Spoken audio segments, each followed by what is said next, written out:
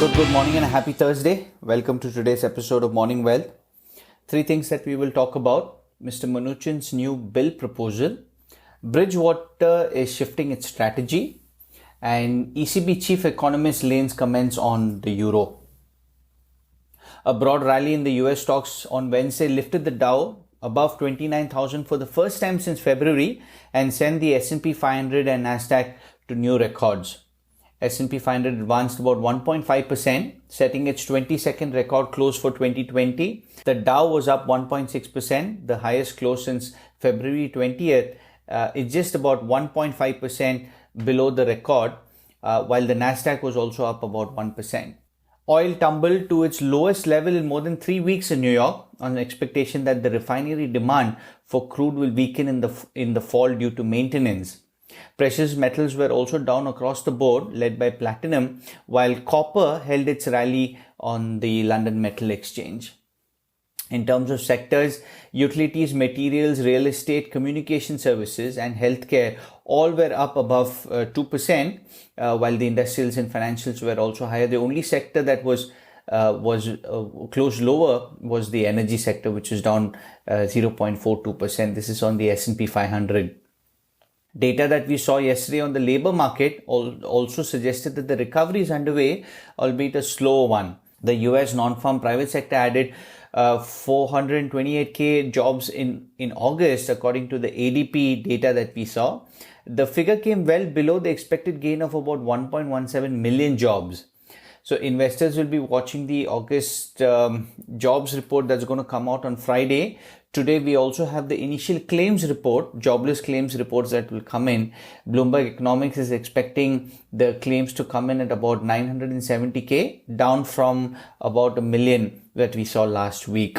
In Tuesday's hearing before the congressional panel, Mr. Mnuchin suggested that the gap between the two sides may be narrowing and mentioned a new higher number for the administration's proposed ceiling for a follow-on bill, which is 1.5 trillion.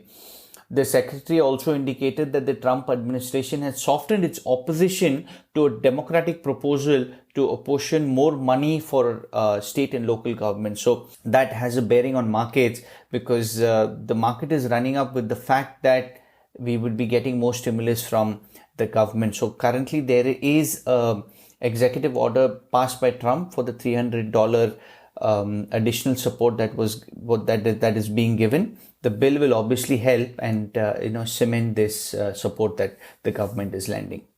On the equity side, Bridgewater is shifting its risk parity strategy in a jolt to a 400 billion corner of quant investing.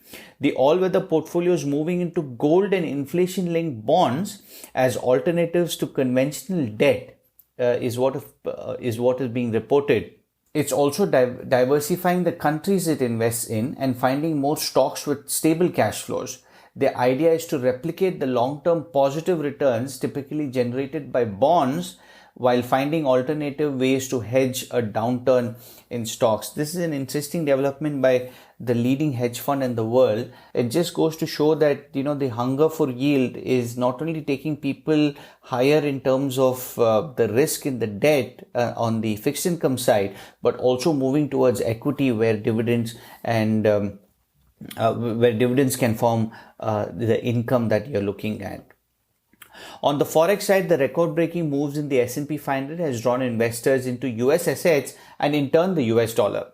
The greenback extended its gains against all the major currencies on Wednesday, with the euro and the Australian dollar experiencing the steepest declines. Non-farm payrolls will be released on Friday. We saw the ADP data come out lesser than expected. When the ADP number was initially released, investors reacted by selling dollars, but the rally resumed quickly as buyers returned. The reversal in the euro also gained traction, with the single currency headed for a test of 1.18 versus the US dollar. There's no rebound in German retail sales in July like economists had anticipated. We'll also be expecting the Eurozone retail sales, which is scheduled for release today, and that also could miss expectations, but it will not be negative. So these are signs that in the Eurozone, the recovery is losing momentum and worrying investors with the single currency also raising to heady levels. There is also a strong case of profit taking, especially after ECB's chief economist Lane said the euro-dollar exchange rate matters. Yet the title for the worst performing currency goes to the Australian dollar. The Australian economy contracted 7% in the second quarter, more than the market's negative 6% forecast.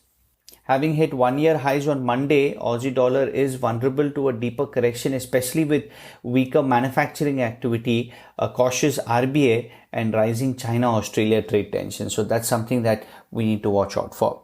That's the update. Stay safe and healthy, everyone, and speak soon.